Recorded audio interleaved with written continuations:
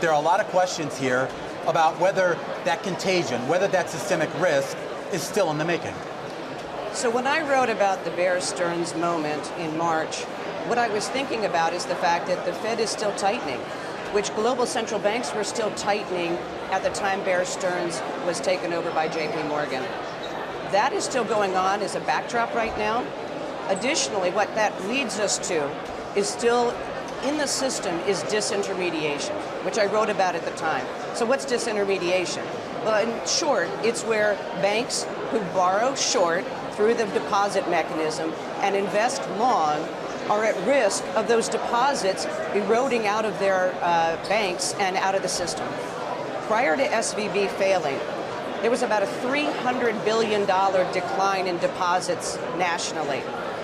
The market hadn't even had a chance to digest that news before SVB failed. Subsequently, deposits continue to leave the system, moving into money market accounts and other higher yielding sources of income for investors. The situation hasn't really resolved itself, leading to FRC today. There's a big difference between what happened in March of 08, September of 08 with Lehman later here. Are you concerned at all from where you sit and the money you manage that risk associated with these regional banks does become a much broader one for financial markets? So the question is, does it become systemic? And by systemic, we mean, does it bring down the system as we saw in 2008? I don't think so. And I don't think that's just based on hope.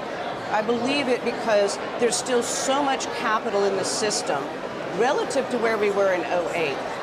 We also have a more nimble Fed that were willing to come in and backstop SVB, work with the FDIC, arrange the purchase of FRC. I think that will continue to be the playbook. I don't think it's the same situation. But when you say there's still a lot of capital in the system, is that capital being put to use, or is that sort of the dry powder on the sidelines that everyone keeps talking about? It's more on the sidelines. It's much more dry powder. And why? Because, frankly, M2, which is money supply as measured by M2, has been dropping substantially. Now it's in negative numbers, 5 to 7% negative. Banks it's in their best interest to maintain a store of liquidity as much as they possibly can. Of course, this sets up for the next problem, which is this means they will lend less. So how do you handicap what that credit contraction means? To the extent you see tighter financial conditions, how does that play out in the market, and what breaks on top of that? Well, so there's a number of things that are rolling through the system. If you want to call it rolling recessions or rolling slowdowns, last year we saw manufacturing slow down. We are likely to see real estate. This will also be impacted by banks because particularly regional banks and smaller community banks are very large lenders to the real estate community. This is going to be setting up potentially for additional risk in the future. Now, credit is not one size fits all. There's going to be winners, and then there's going to be, unfortunately, defaults and bankruptcies in the future. Staying higher in credit quality is probably going to benefit investors, and I think that's going to play out whether you're a bank lending, you want to make sure you're lending only to creditworthy borrowers, and also investors are going to want to make sure they're investing in creditworthy institutions. Speaking of creditworthiness, your predecessor, the late Scott Minerd, had once said to me, never hire an optimistic bond fund manager. Downside risk protection. So if you're thinking about the high yield markets and if you're thinking about the potential to invest in real risk, do you do it at this point? Well, there's a vast market out there for private credit where there's opportunities to manage the credit requirements and the covenants, and the investors who are going to have capital deployed are going to be able to demand higher and more protections for investors. What's happening now and what will happen is capital is being rationed. Once there's less of it around, those that have capital deployed can demand much stronger protections and the opportunity to get return of capital, not just return on capital. And that's going to really be a paradigm shift going forward. Are you rationing capital right now, or are you leaning into this? We're definitely being thoughtful about risk mitigation, absolutely. And in fact, we are moving up in credit quality away from those investment opportunities or those borrowers that we're very concerned about that will be either downgraded or default. Now, it's going to be very challenging when you get to a capital rationing environment.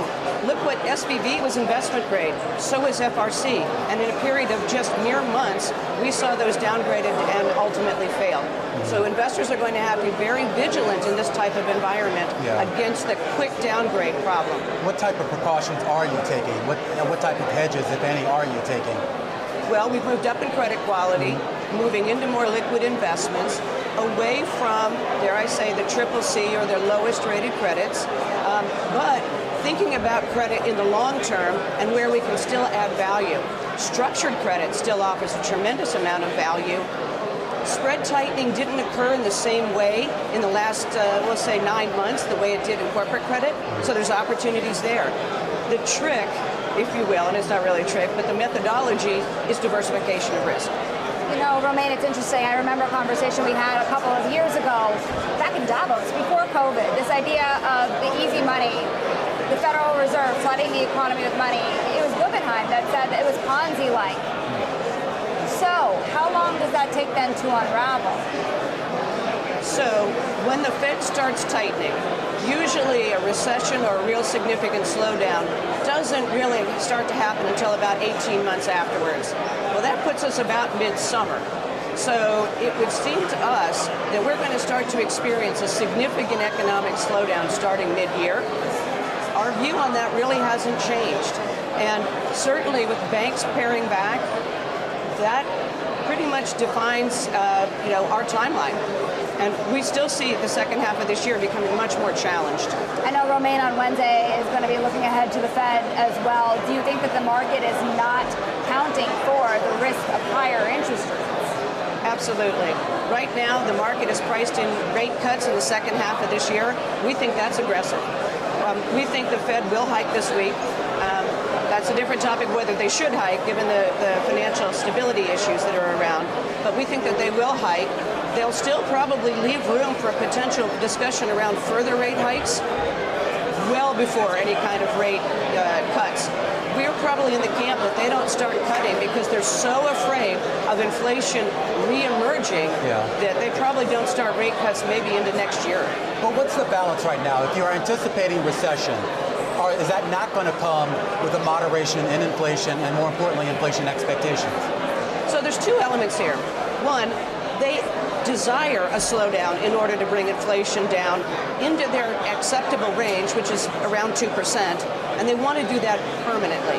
They don't want the 70s again, where the Fed stopped and started and pivoted and brought back inflation. And so what they want to do is not have a repeat of that playbook. Do you think they're on the path to achieving that? Well, the other part, the second part, is the balance sheet reduction.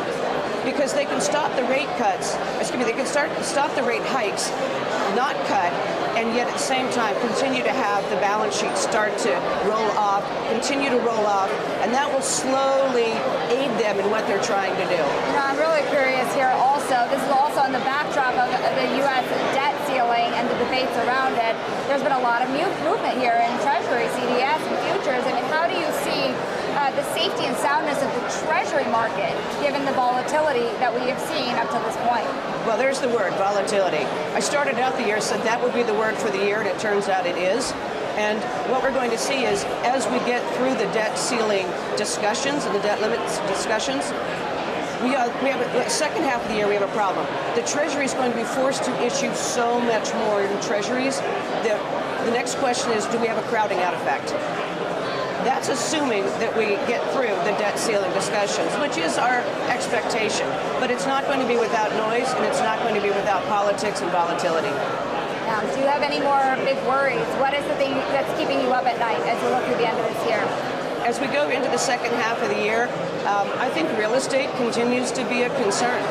Real estate's not one size fits all, but certainly office properties and B and C class properties and B and C class geographies, and also the magnitude of the lending that's going on in regional banks to that market. I think that's all going to be more complicated as we get through the year.